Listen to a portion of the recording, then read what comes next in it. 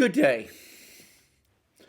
Over the last few weeks of the resumption of the Ukrainian crisis, with Ukrainian troops deployed on the contact line in the Donbass between Ukraine and the two People's Republics, breakaway republics, the Donetsk and Lugansk People's Republics, and with the Russian buildup of military forces on the Ukrainian border, President Zelensky of Ukraine has been trying very hard to build up support in the West. He's had, as we know, conversations with Prime Minister Boris Johnson of Britain, Prime Minister Trudeau of Canada, and he's also spoken to President Biden of the United States and NATO Secretary General Jens Stoltenberg. He's also due, apparently, to visit France next week. His various attempts to have a discussion with Chancellor Merkel of Germany, have, however, so far apparently gone nowhere. In itself, that is an interesting and important fact, given that Merkel has spoken to Putin twice over the course of this crisis.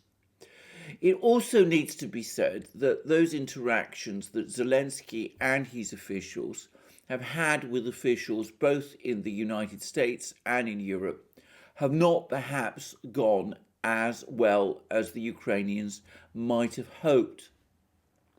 Though there's been calls from Europe and the United States for support of Ukraine. The US talks about unwavering support of Ukraine. The Europeans have been more reticent, and there's never been the slightest hint that either the Americans or the Europeans are interested in becoming directly involved in the conflict in eastern Ukraine on the Ukrainian side, for example, by deploying their troops there. Neither has Zelensky's attempt to get Ukraine's membership of NATO fast-tracked achieved very much. The Europeans, including even Stoltenberg, the NATO Secretary General, have been extremely reticent about this.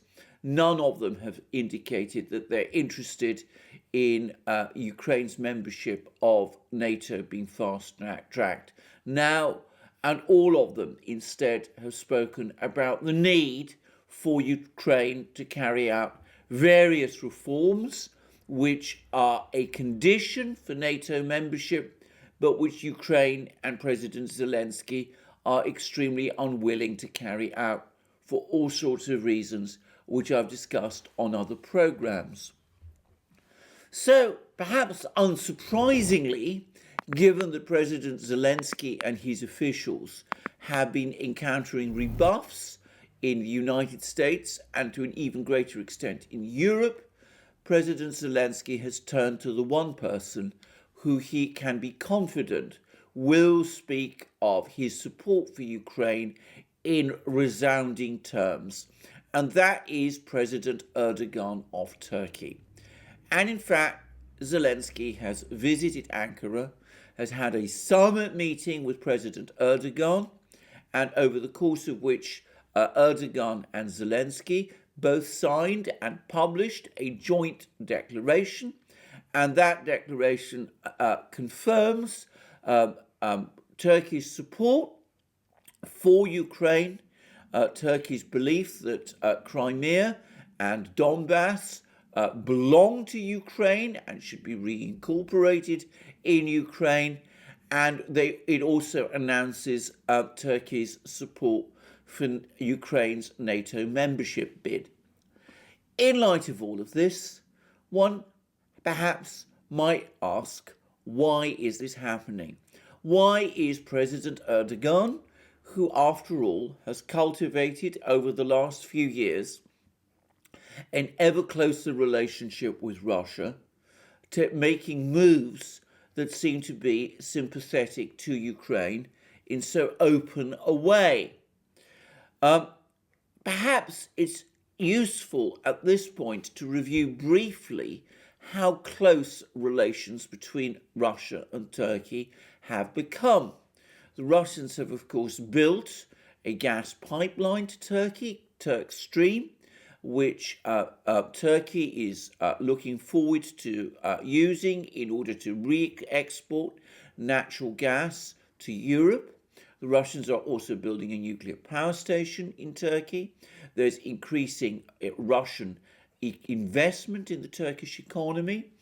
Lots of Russian tourists go to Turkey routinely on vacations, and Turkey in turn exports agricultural products to Russia, and Turkish businesses are also heavily invested in the Russian economy, especially in the construction sector. So this is a deepening economic relationship between Turkey and Russia, which has become essential to the Turkish economy at a time when it is in deep crisis. At the same time as we've seen this economic relationship, we've also seen growing military ties. Russia has controversially exported the S-400 anti-aircraft missile system to Turkey, and there is even talk now of Russia assisting Turkey with its fifth generation fighter program, given that Turkey is now looking increasingly unlikely to obtain the F-35 fighter from the United States. Turkey also, at the same time, has a fraught relationship with the United States, which is now starting to sanction Turkish officials. And of course, it has a rocky relationship with the European Union, as shown by the disastrous summit between Erdogan and Charles Michel and Ursula von der Leyen, which I discussed recently in a program I did on my channel, and also in a program I did with Alex Christoforou on our main channel, the Duran, and which has resulted in a row between Turkey and the European Union, the latest of many, over the course of which Mario Draghi, Prime Minister of Italy, has referred to President Erdogan as a dictator. So Turkey has become increasingly close to Russia and now has very difficult, complex, fraught relations with its erstwhile allies in NATO, the Americans and the Europeans. You might think that in light of this, it would be unwise of President Erdogan to get too close to someone like Zelensky of Ukraine and to offer Turkey's support to President Zelensky in the resounding way that President Erdogan has appeared to do over the course of this visit. So what lies behind this? Well, I think that there are a few factors that are, in fact, push Erdogan politically to take a pro-Ukrainian view over this conflict, one of which is the long-standing Turkish interest in Crimea. Now, I think a bit of history here is necessary. Firstly, it's important to say that Crimea was part of the Ottoman Empire for a long time, up to the end of the 18th century, when it was captured from Turkey by the Russian Empire, at that time headed by Catherine the Great and her great general and political partner, Prince Potemkin. The Turks, for a very long time, resented the loss of Crimea. They lost many other territories to the Russians in the 18th century, but the loss of Crimea seems to have been particularly resented. It's not widely known, but during the Crimean War between Britain, France and Turkey on the one hand and Russia on the other in the 1850s, the Turks made fairly well known their hopes and expectations that in the event of a Russian defeat, Crimea, which had, of course, at that time, still within living memory, been part of the Ottoman Empire, would be restored to Turkey. That, of course, did not happen. The Crimean War proved far more difficult for the British and the French than they had anticipated, and they were not prepared to agree to a prolongation of the war in order to satisfy Turkish hopes of regaining Crimea, which accordingly remained Russian. However, beyond this hankering for Crimea, which I understand still exists on the fringes in Turkey itself, there is the issue of the Crimean Tatars.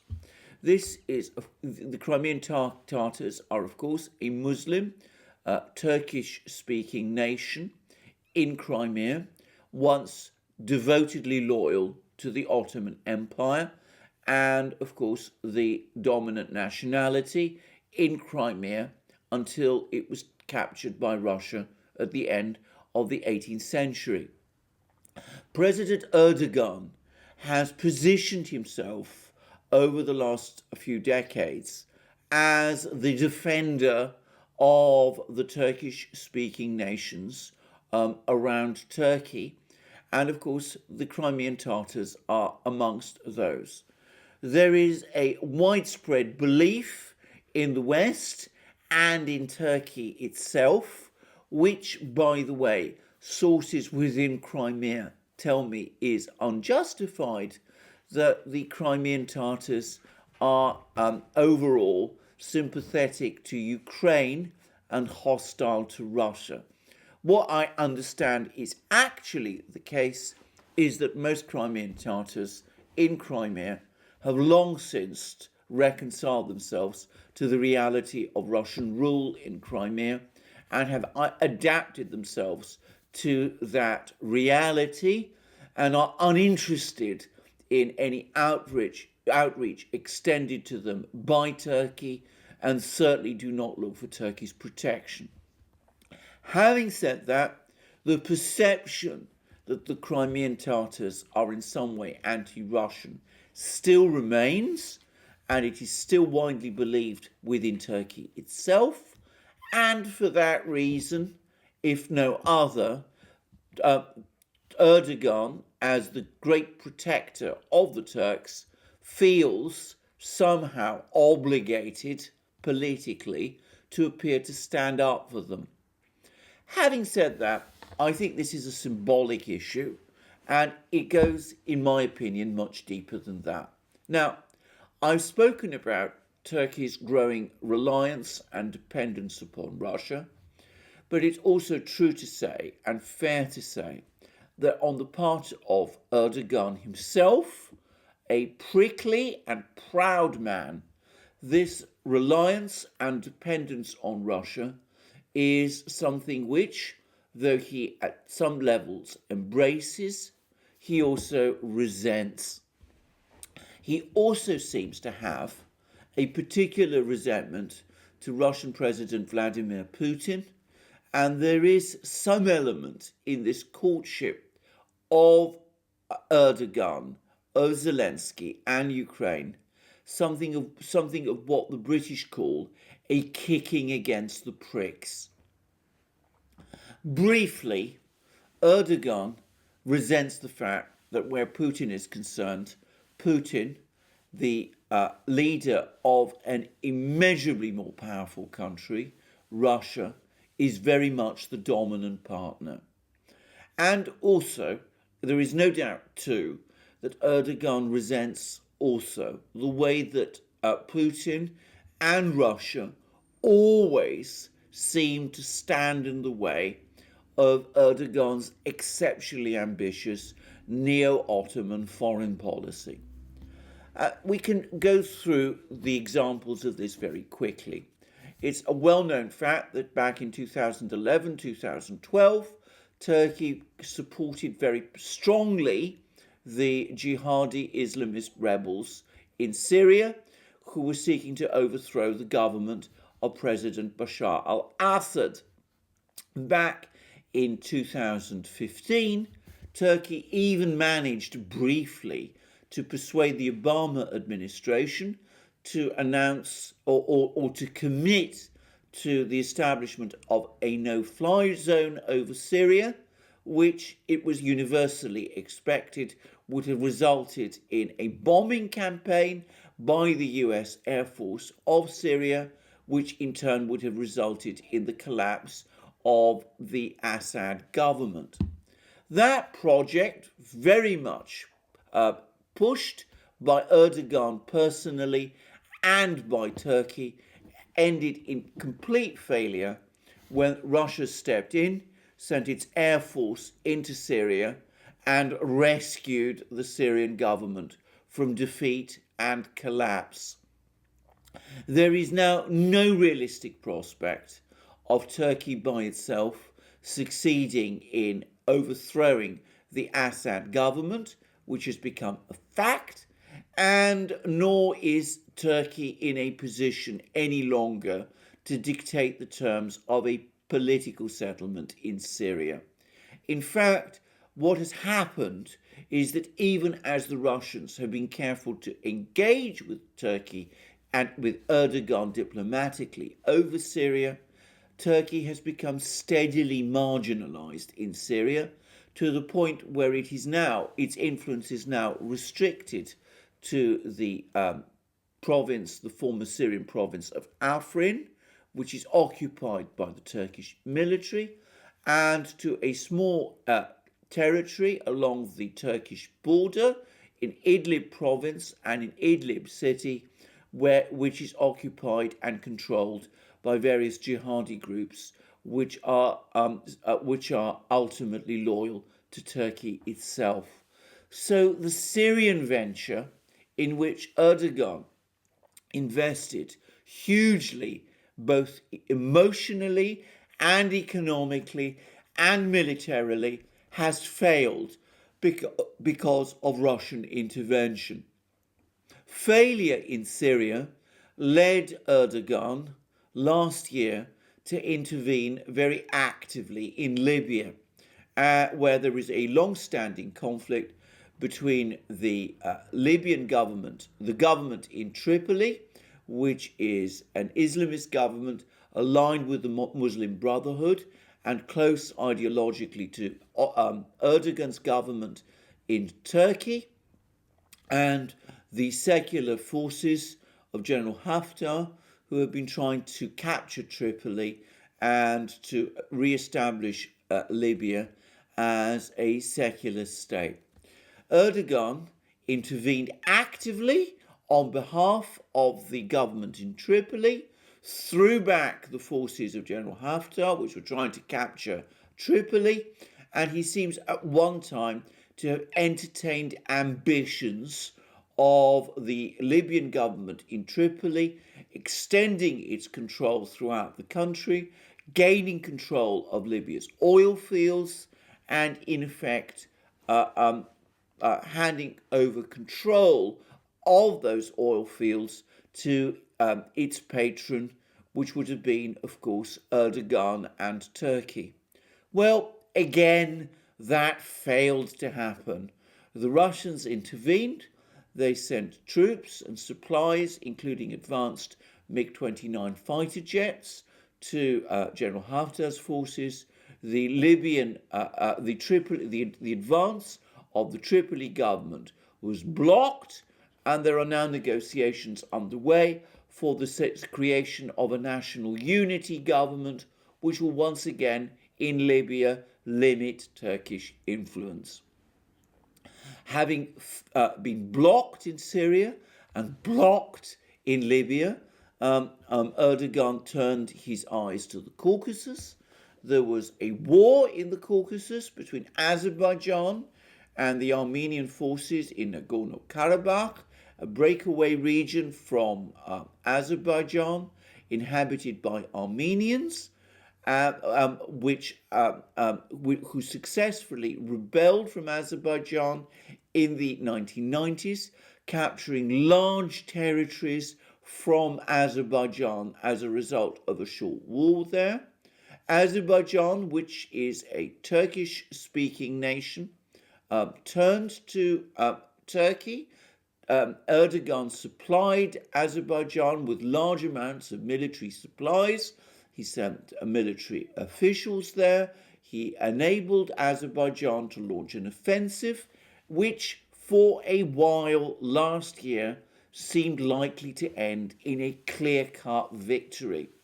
However, once again, at the last moment, the Russians stepped in, brokered a ceasefire between Armenia and Azerbaijan, flooded the area with Russian troops, and took control of the peace process, leaving the bulk of Nagorno-Karabakh still under Armenian control, but returning most of the other territories captured by the Armenians in the 1990s to Azerbaijan, and opening up the road and transport links in a way that benefits Russia, Azerbaijan, and Armenia, but which marginalizes Turkey.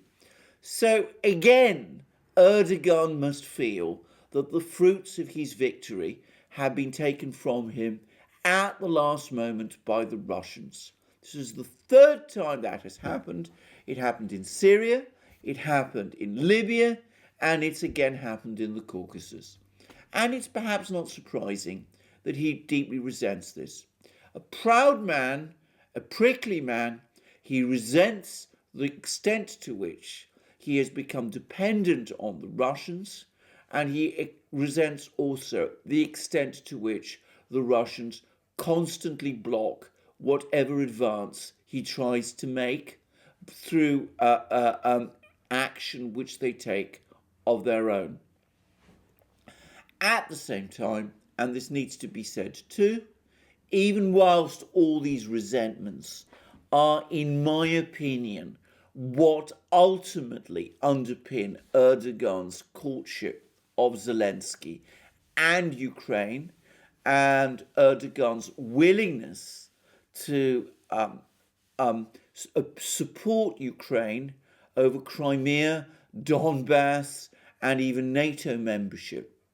This is ultimately a politics of gesture, and in reality, it goes with Erdogan only so far. Importantly, before Erdogan received Zelensky in Ankara, the day before, he took the step of telephoning President Putin of Russia. And we have from the Russians a detailed and lengthy readout of this call, which it's fairly clear was initiated by Erdogan himself. Now, we don't know the full details of this call, but it's clear that many topics were discussed. They discussed, for example, Putin and Erdogan discussed, for example, the pandemic, the protection of Russian tourists who go to Turkey from possible infection, the situation in Libya, the situation in Syria. Putin brought up the issue of the Istanbul Canal and the dangers this may cause to the Montreux Convention, which governs the passage of warships through the Straits, an issue which Erdogan found had been brought up by various retired Turkish admirals, much to his fury. But perhaps the most important part of this call, according to the Russian readout, was this paragraph. At President Erdogan's request, Vladimir Putin described Russia's approaches to resolving the domestic crisis in Ukraine. President Putin emphasized that the 2015 Minsk package of measures has no alternative as a foundation for a settlement. He expressed concern that Ukraine is dodging the implementation of the Minsk agreements and has recently resumed dangerous provocations on the contact line.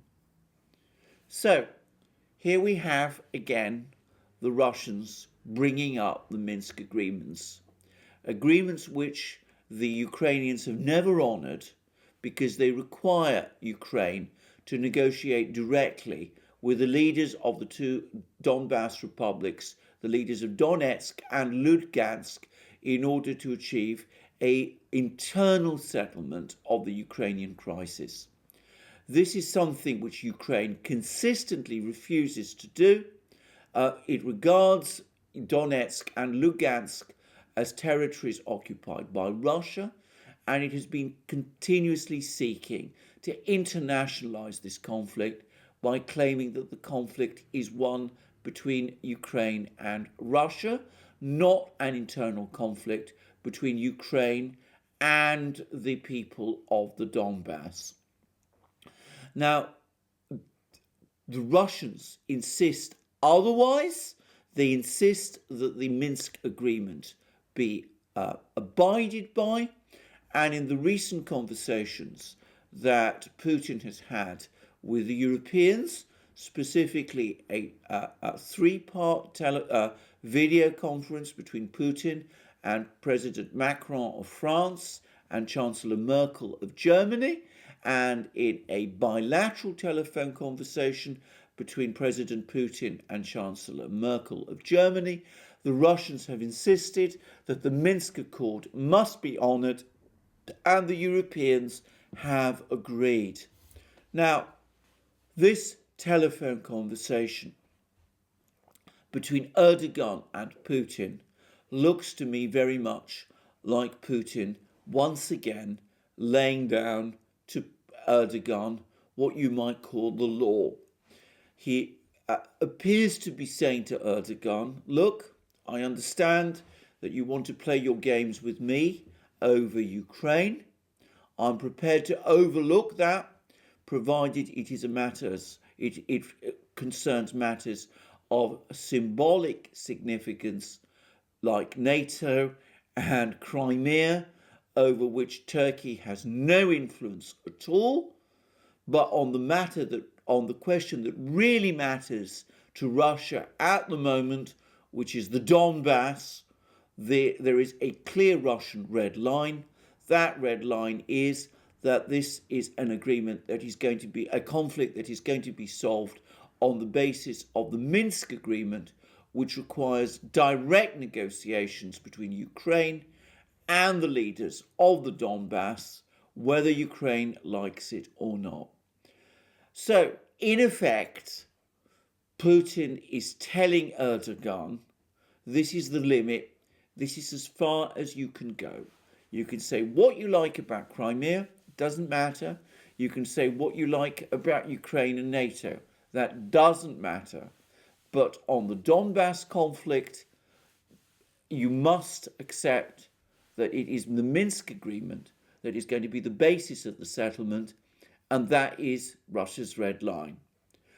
We now turn to the joint declaration that Erdogan and Zelensky signed. And what do we find? We find this paragraph. Paragraph 9. Ukraine and Turkey support the peaceful settlement of the situation in certain districts of the Donetsk and Lugansk regions of Ukraine through dialogue based on the Minsk agreements. They note the work of the OSCE Special Monitoring Mission and continue to provide maximum support for its activities. And in the press conference that followed, both Zelensky and Erdogan spoke about the need for a peaceful resolution of the conflict in eastern Ukraine and for an avoidance of hostilities there. I am going to make a guess that this paragraph, which refers to the Minsk agreements, was for Putin, the really important paragraph in the statement. He will have impressed on that fact on Erdogan, and Erdogan in turn will have told Zelensky that unless the statement was signed and agreed with that paragraph in it the paragraph which commits Ukraine to a peaceful settlement of the situation in the Donbass through dialogue in effect between Ukraine and the leaders of the Donbass based on the Minsk agreements, with a ceasefire monitored by the OSCE Special Monitoring Mission, unless Zelensky agreed to that paragraph in the joint statement. The rest of the joint statement, which contains words of support for Ukraine over Crimea and over NATO, that statement would not be signed.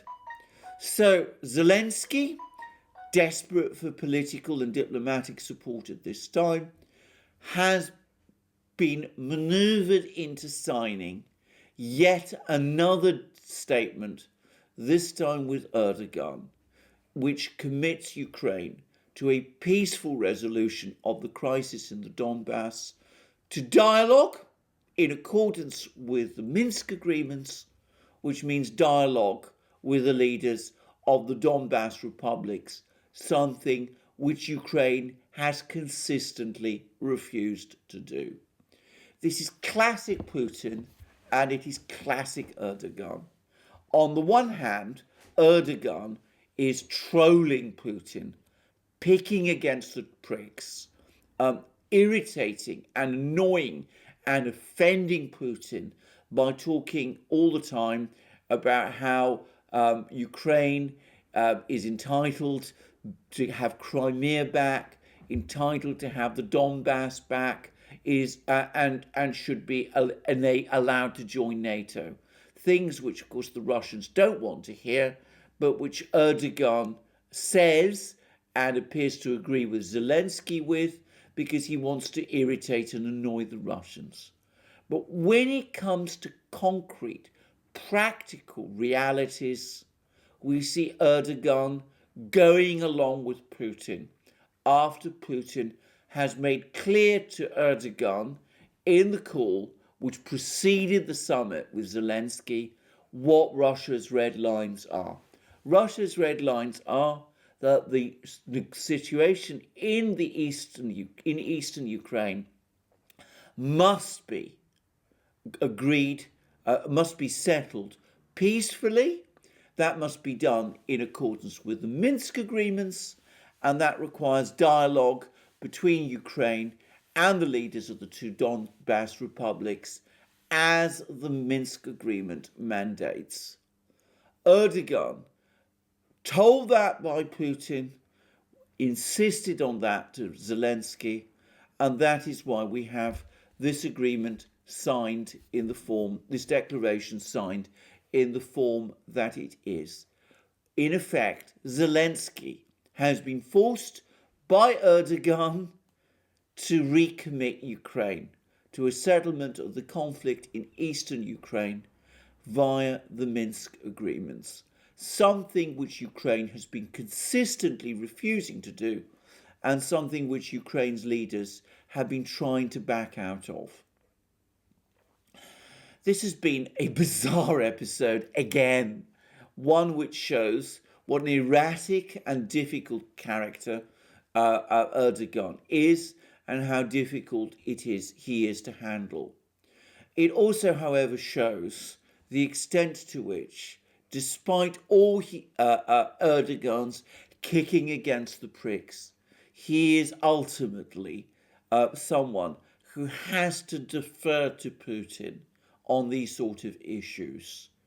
And it is also a sign that ultimately, when it comes to the situation in the Donbass, Zelensky and Ukraine have to face the fact that even their most outspoken ally, Turkey, is not prepared to support an offensive by Ukraine in eastern Ukraine, and that Turkey ultimately, like all other European states, supports a negotiated settlement of the conflict in eastern Ukraine on the basis of the Minsk agreements, originally drawn up by the Russians, which require that which Ukraine always opposes, a negotiation between Ukraine and the leaders of the two Donbass republics in eastern Ukraine.